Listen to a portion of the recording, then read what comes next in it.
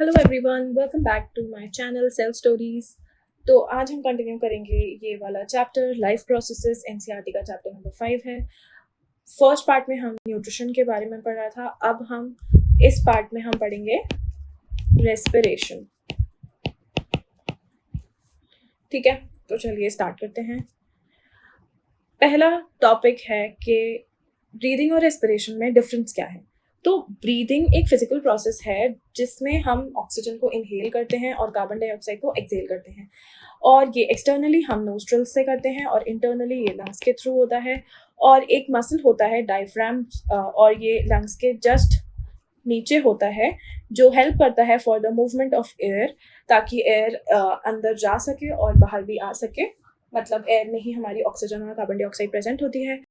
Breathing जो है वो एक वॉलंटरी और इनवॉलंटरी प्रोसेस भी हो सकता है।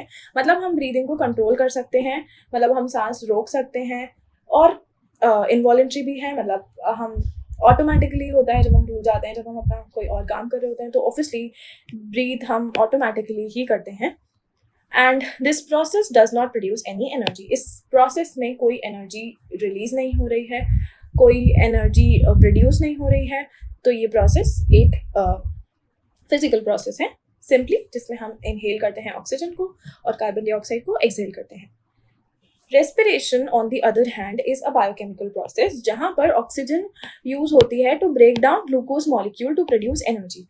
ग्लूकोज हमने पढ़ा था कि न्यूट्रिशन में कि after digestion of all the complex carbohydrates, सब कुछ डाइजेस्ट होने के बाद अल्टीमेटली जो लास्ट एंड प्रोडक्ट होता है वो ग्लूकोज होता है। अब ग्लूकोज बन तो गया, अब उसका होना क्या है। अल्टीमेटली जो ग्लूकोज है वो यूज होता है for the production of energy in the form of ATP in presence of oxygen. ये होता है ग्लूकोज का।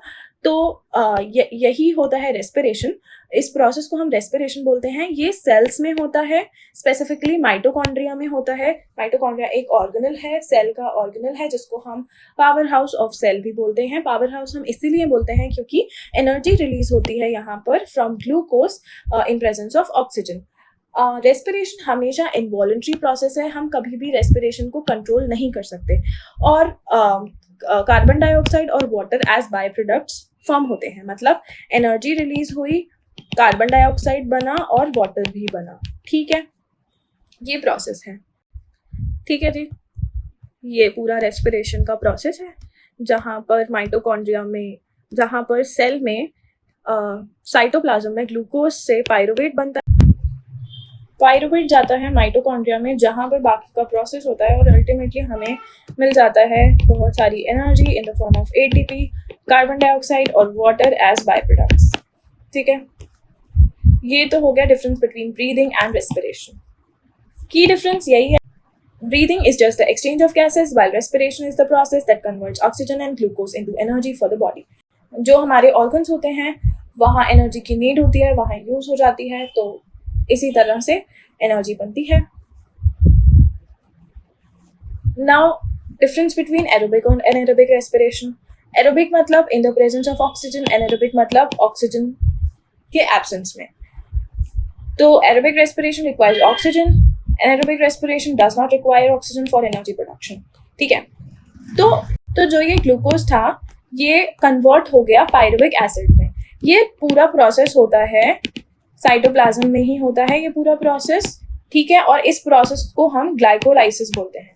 ग्लाइकोलाइसिस बोलते हैं इस प्रोसेस को। For the conversion of glucose into pyruvic acid is known as glycolysis. और इसमें भी कुछ एनर्जी रिलीज होती है in the form of ATP और NADH। ठीक है, फिर ये पायरुविक एसिड अगर माइटोकॉन्ड्रिया में चला गया और कन्वर्ट हो गया एनर्जी में, इसको हम एरोबिक रेस्पिरेशन बोलते हैं। जहाँ पर दो तरीके के प्रोसेस और होते हैं, जिसको हम क्रेब्स साइकिल बोलते हैं और इलेक्ट्रॉन ट्रांसपोर्ट चेन। ठीक है, यहाँ पर कन्वर्ट हो जाता है ये pyruvic acid into energy, and by products में हमें कार्बन डाइऑक्साइड मिल जाता है और वाटर मिल जाता है।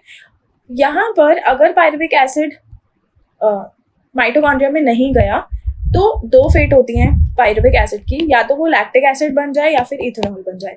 लैक्टिक एसिड बनता है हमारे मसल्स में और इथेनॉल बनता है यीस्ट सेल्स में, यीस्ट में या फंगाई में, जो जिसको हम फर्मेंटेशन बोलते हैं, मतलब अगर ग्लूकोज जो है कन्वर्ट हो जाए into ethanol and carbon dioxide, तब ये प्रोसेस बोलते हैं हम फर्मेंटेशन। ये प्रोसेस जो है वो ऑक्सीजन की एब्सेंस में होता है और ये यीस्ट और फंगाई में होता है। ठीक है, तो एग्जाम्पल, अच्छा यहाँ पर बहुत ज़्यादा एनर्जी रिलीज होती है। 38 एटीपी मॉलिक्यूल्स आर रिलीज्ड पर ग्लूकोज मॉलिक्यूल, मतलब एक ग्लूकोज मॉलिक्यूल के बदले हमें 38 एटीपी मॉलिक्यूल्स मिले। That's a huge amount of energy. लेकिन यहाँ पर बहुत ही कम एनर्जी रिलीज होती है। 2 एटीपी मॉलिक्यूल्स आर प्रोड्यूस्ड पर ग्लूकोज मॉलिक्यूल। एक ग्लूकोज मॉलिक्यूल से हमें 2 एटीपी मॉलिक्यूल्स मिल रहे हैं। ठीक है, एनारोबिक रेस्पिरेशन के एग्जाम्पल्स हैं वही हमारे मसल्स में जब हम इंटेंस वर्कआउट करते हैं तब ये होता है in the absence of oxygen, या फिर यीस्ट और फंजाई में जिसको हम फर्मेंटेशन बोलते हैं। एरोबिक रेस्पिरेशन ह्यूमंस में या फिर अदर एनिमल्स में सब में होता है ड्यूरिंग नॉर्मल एक्टिविटीज। हम जो हमारा जो सांस लेने का जो पूरा प्रोसेस है, जो रेस्पिरेशन है, वो पूरा in the presence of oxygen होता है। तो हमारा जो मोड ऑफ रेस्पिरेशन है वो एरोबिक रेस्पिरेशन है, और प्लांट्स में भी होता है। ठीक है, इक्वेशन इसकी बिल्कुल उल्टी होती है फोटोसिंथेसिस की। C6H12O6 plus 6 molecules of oxygen बन गया हमारा 6CO2 plus 6H2O plus ATP। Energy release हो रही है। तो ये तो हमारा हो गया ग्लूकोज, ये हो रहा है ऑक्सीजन की प्रेजेंस में, ये हमारा कार्बन डाइऑक्साइड हो गया जो हम एक्सहेल कर देते हैं। वाटर भी एज अ बाय प्रोडक्ट निकलता है, और एटीपी मतलब एनर्जी। ठीक है, अगर आप देखोगे तो ये इक्वेशन थोड़ी सी फेमिलियर सी लगेगी। क्यों? क्योंकि ये इक्वेशन बिल्कुल ऑपोजिट है फोटोसिंथेसिस की इक्वेशन से। फोटोसिंथेसिस की इक्वेशन में कार्बन डाइऑक्साइड और वाटर को यूज करके ग्लूकोज बन रहा था और ऑक्सीजन हमारी एज अ बाय प्रोडक्ट निकल रही थी। प्लांट्स में यही होता है, in the presence of sunlight और क्लोरोफिल कार्बन डाइऑक्साइड और वाटर रिएक्ट कर जाते हैं और हमें ग्लूकोज मॉलिक्यूल देते हैं और 6O2 देते हैं। ठीक है, तो इसीलिए ये थोड़ी सी फेमिलियर सी लग रही है, और ये इक्वेशन है रेस्पिरेशन की। ठीक है जी, ग्लूकोज जो है वो 6 कार्बन मॉलिक्यूल है, साइटोप्लाज्म में प्रोसेस हुआ जिसको हम ग्लाइकोलिसिस बोलते हैं, और ये पायरुविक एसिड में या पायरुवेट में कन्वर्ट हो गया। ठीक है, अब पायरुवेट जो है माइटोकॉन्ड्रिया में कार्बन डाइऑक्साइड और वाटर में कन्वर्ट हो गया, वही एरोबिक रेस्पिरेशन जिसकी हम बात कर रहे थे, और बहुत सारी एनर्जी हमें मिल गई। ठीक है, यीस्ट में इथेनॉल में कन्वर्ट हो गया, कार्बन डाइऑक्साइड मिली और थोड़ी सी एनर्जी भी मिल गई। ठीक है, ये यीस्ट में, ये है फर्मेंटेशन। इस प्रोसेस को हम बोलते हैं फर्मेंटेशन। ठीक है, मसल सेल्स में ड्यूरिंग इंटेंस वर्कआउट यही पायरुवेट और पायरुविक एसिड कन्वर्ट हो गया लैक्टिक एसिड में, और थोड़ी सी एनर्जी भी मिल गई। यहाँ पर कोई कार्बन डाइऑक्साइड नहीं मिलती, इसको हम एनारोबिक रेस्पिरेशन बोलते हैं। तो ये दोनों जो है ये ऑक्सीजन की एब्सेंस में हो रहे हैं, तो ये एनारोबिक रेस्पिरेशन के टाइप्स हैं, और ये ऑक्सीजन की प्रेजेंस में हो रहा है, तो ये एरोबिक रेस्पिरेशन है।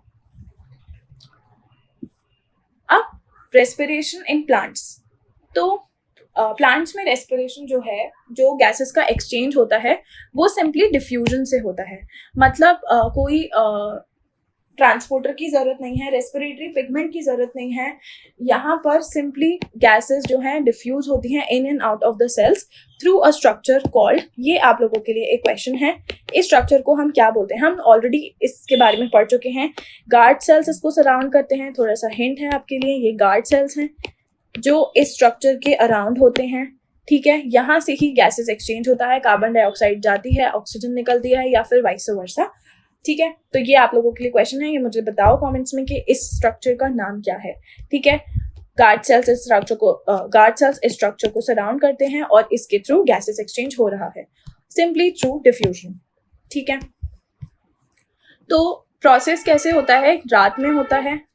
ठीक है, रात में कोई फोटोसिंथेसिस नहीं होता है और प्लांट का मेजर काम होता है कि कार्बन डाइऑक्साइड को एलिमिनेट कर दे। ठीक है, मतलब ज्यादा से ज्यादा कार्बन डाइऑक्साइड को निकाल दे। तो कार्बन डाइऑक्साइड निकलती है वही रेस्पिरेशन के थ्रू, सेल्यूलर रेस्पिरेशन बोलते हैं इसको, क्योंकि ऑब्वियसली ये सेल्स में हो रहा है तो सेल्यूलर रेस्पिरेशन बोलते हैं। ठीक है, और यहाँ पर जितनी भी कार्बन डाइऑक्साइड निकली वो दिन में यूज हो जाती है इन फोटोसिंथेसिस में तो कार्बन डाइऑक्साइड ही यूज होती है ना, वाटर के साथ रिएक्ट करती है सनलाइट के प्रेजेंस में और क्लोरोफिल की प्रेजेंस में, फिर वो ग्लूकोज बनाती है। तो यही होता है दिन में। सेम कार्बन डाइऑक्साइड जो रात में एलिमिनेट हुई वो यूज हो जाती है दिन में फोटोसिंथेसिस में, और ऑक्सीजन प्रोड्यूस होती है मेजरली। ठीक है, तो ये तो हो गया प्लांट्स में रेस्पिरेशन एनिमल्स कैसे होता है? एक्वेटिक एनिमल्स में ज़्यादातर वो एक्वेटिक एनिमल्स में गिल्स के थ्रू रेस्पायर करते हैं एक्वेटिक एनिमल्स। ठीक है, तो अमाउंट ऑफ डिजॉल्व ऑक्सीजन बहुत ही कम होता है वाटर में, क्योंकि वाटर जो एक्वेटिक एनिमल्स होते हैं वो जो भी वाटर में ऑक्सीजन डिजॉल्व फॉर्म में प्रेजेंट है वही यूज करते हैं, तो बहुत ज़्यादा कम अमाउंट में ऑक्सीजन प्रेजेंट होता है इन वाटर। तो इसीलिए उनकी जो सांस लेने की स्पीड है, रेट ऑफ ब्रीदिंग, वो बहुत फास्ट होती है, मतलब वो बहुत जल्दी जल्दी सांस लेते हैं। हमने देखा होता है, अगर हमारे एक्वेरियम होता है घरों में, हमारे घर में एक्वेरियम वगैरह होते हैं, तो उसमें हम देखते हैं फिशेस को वो किस तरीके से जल्दी जल्दी उनकी ब्रीदिंग की रेट जो है वो कितनी ज़्यादा फास्ट होती है, वो जल्दी जल्दी सांस लेती है, तो वो बबल्स जल्दी जल्दी ऊपर आते हैं ना पानी के, तो वही होता है एक्वेटिक एनिमल्स में। टेरेस्ट्रियल एनिमल्स में ऑक्सीजन जो है, जो भी एटमॉस्फेरिक ऑक्सीजन है वो यूज होती है। तो डिफरेंट ऑर्गन्स होते हैं, तो एक स्ट्रक्चर होता है एनिमल्स के पास जिसमें कि बहुत ज़्यादा सरफेस एरिया होता है। सरफेस एरिया क्यों ज़्यादा होता है? ताकि ऑक्सीजन को ज़्यादा एरिया मिले अब्जॉर्ब होने के लिए। ठीक है, और वो सरफेस जो होता है वो बहुत ही फाइन और डेलिकेट होता है, तो ये वाला जो सरफेस है वो अंदर होता है बॉडी के। तो ज़्यादातर एनिमल्स में इसको हम लंग्स बोलते हैं, और लंग्स बहुत ही ज़्यादा उनका सरफेस एरिया ज़्यादा होता है ताकि ऑक्सीजन को ईजी ज़्यादा सरफेस मिले अब्जॉर्ब होने के लिए, और रिब केज के अंदर होता है टू प्रोटेक्ट देम, और बहुत ही फाइन और डेलिकेट स्ट्रक्चर है। ठीक है, and there are passages that will take air in and out of the body. कुछ पैसेजेस होते हैं जैसे कि ट्रैकिया हो गया, विंड पाइप हो गया, तो ये वाले कुछ पैसेजेस होते हैं जो कि हेल्प करते हैं एयर के फ्लो में, एयर के मूवमेंट में। ह्यूमंस में रेस्पिरेशन की बात करते हैं, तो पहले देख लेते हैं थोड़ी सी एनाटॉमी। तो दो पार्ट्स में डिवाइडेड होता है respiratory tract, upper respiratory tract and lower respiratory tract. Upper respiratory tract में सारे जो पैसेजेस हैं वो आते हैं, जैसे कि nasal passage, mouth cavity, pharynx और लैरिंग्स। ये सारे पैसेजेस होते हैं जो कि हेल्प करते हैं for the movement of air to the lungs. ठीक है, लोअर रेस्पिरेटरी ट्रैक्ट में आ जाते हैं हमारे lungs, rib cage, bronchi, bronchioles, alveolar sac और डायफ्राम। ठीक है, तो ये सारा हो गए लोअर रेस्पिरेटरी ट्रैक्ट। पहला काम होता है नोस्ट्रल्स का, तो air is taken into the body through nostrils. The air passing through them is filtered by fine hair that lines the passage and mucus is also present.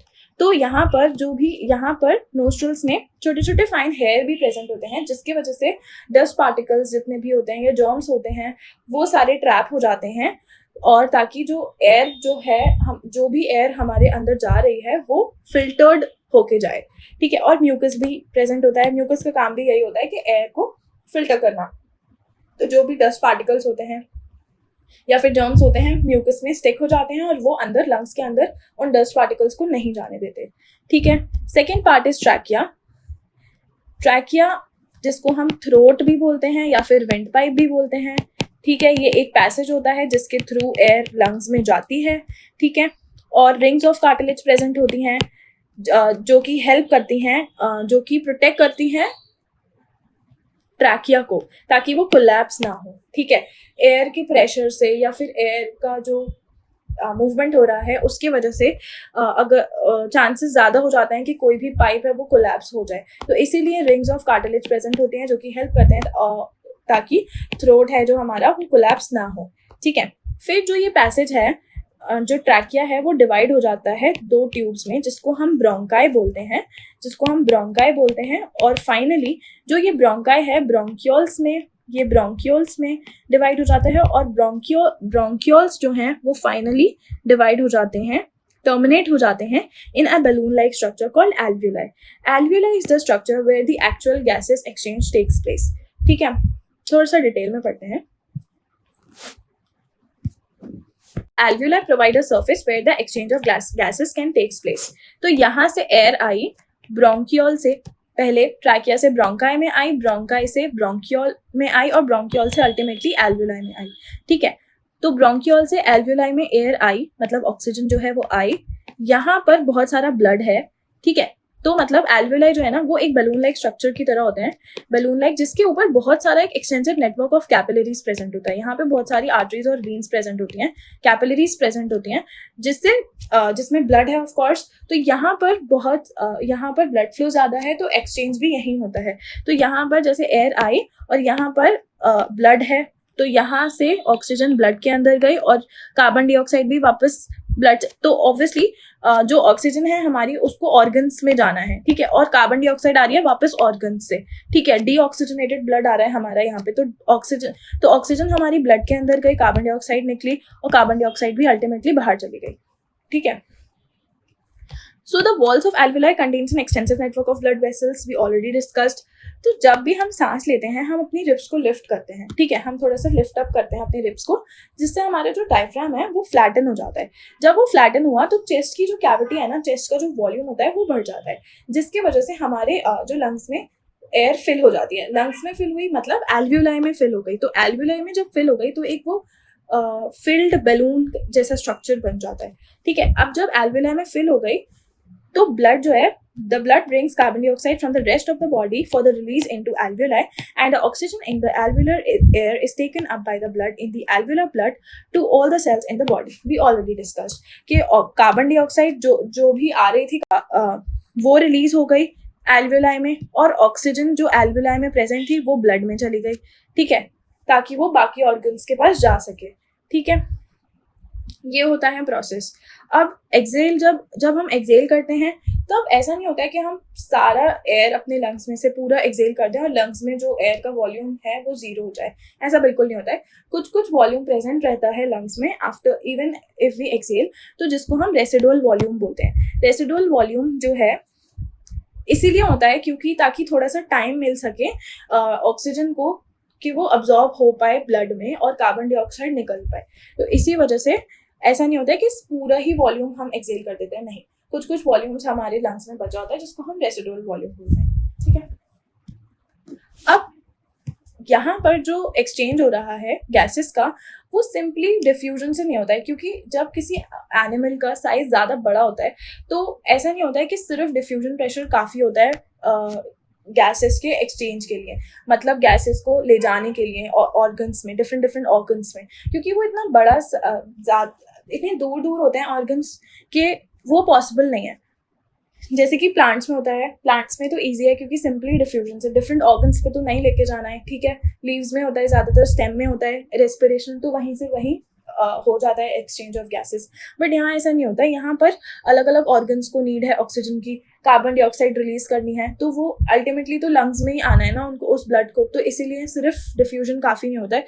तो इसी वजह से कुछ पिगमेंट्स होते हैं जिनको हम रेस्पिरेटरी पिगमेंट होते हैं, जिनको हम रेस्पिरेटरी पिगमेंट बोलते हैं, ये एक ट्रांसपोर्टर की तरह एक्ट करते हैं जो कि ऑक्सीजन से बाइंड कर जाते हैं, ठीक है। तो ह्यूमंस के केस में और बहुत सारे एनिमल्स के केसेस में हीमोग्लोबिन मॉलिक्यूल जो होता है वो एक रेस्पिरेटरी पिगमेंट की तरह एक्ट करता है, ठीक है। ये हमारे आरबीसीज में होता है और इस मॉलिक्यूल में आयरन प्रेजेंट होता है, इसी वजह से हमारे आरबीसीज रेड कलर के होते हैं। तो अल्टीमेटली हमारा ब्लड जो रेड कलर का होता है वो इसी वजह से होता है क्योंकि आरबीसीज रेड कलर के होते हैं, रेड ब्लड सेल्स, ठीक है।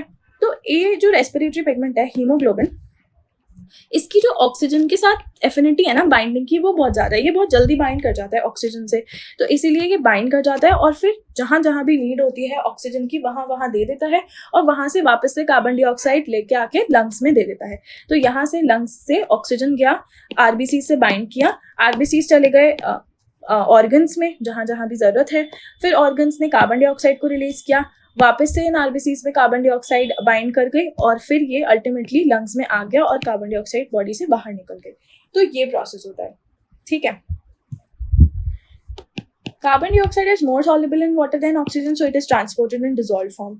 बस इसका मतलब यही है कि वो जो कार्बन डाइऑक्साइड है वो ज़्यादा सॉल्युबल है वाटर में, ऑक्सीजन से ज़्यादा जल्दी डिसॉल्व हो जाती है, इसी वजह से ये डिसॉल्व्ड फॉर्म में ही ट्रांसपोर्ट होती है, ठीक है।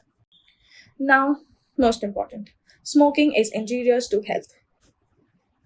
देखो होता क्या है, स्मोकिंग हमारे जो भी लाइनिंग होती है ना, हमारी रेस्पिरेटरी ट्रैक्ट की लाइनिंग जो भी है, उसमें ना कुछ हेयर लाइक एक्सटेंशंस प्रेजेंट होते हैं ऐसे टाइप के, जिनको हम सीलिया बोलते हैं, ठीक है। तो ये प्रोटेक्ट करते हैं ये ट्रैप कर देते हैं डस्ट पार्टिकल्स को या फिर कुछ जर्म्स को, ये सब म्यूकस में ही समझ लो, ये सब ऐसे सील होते हैं, इनसे ट्रैप हो जाते हैं डस्ट पार्टिकल्स, ठीक है। तो अब स्मोकिंग करने से ये सारे सीलिया पूरे डिस्ट्रॉय हो जाते हैं, पूरे खत्म हो जाते हैं, ठीक है।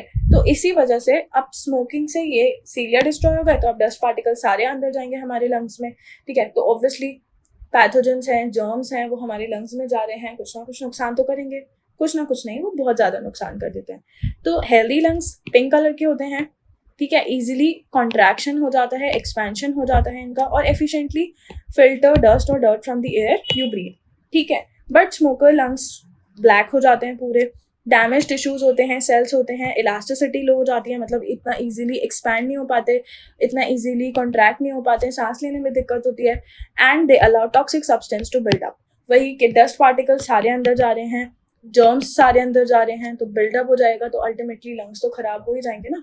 तो इसीलिए smoking is injurious to health. Okay, so this was all about respiration. ये पार्ट 2 है इस सीरीज का। नेक्स्ट पार्ट में हम पढ़ेंगे अबाउट ट्रांसपोर्टेशन, और उसके नेक्स्ट में हम पढ़ेंगे अबाउट एक्सक्रीशन, ठीक है। तो if you like this video, give it a thumbs up. If you haven't subscribed this channel yet, subscribe.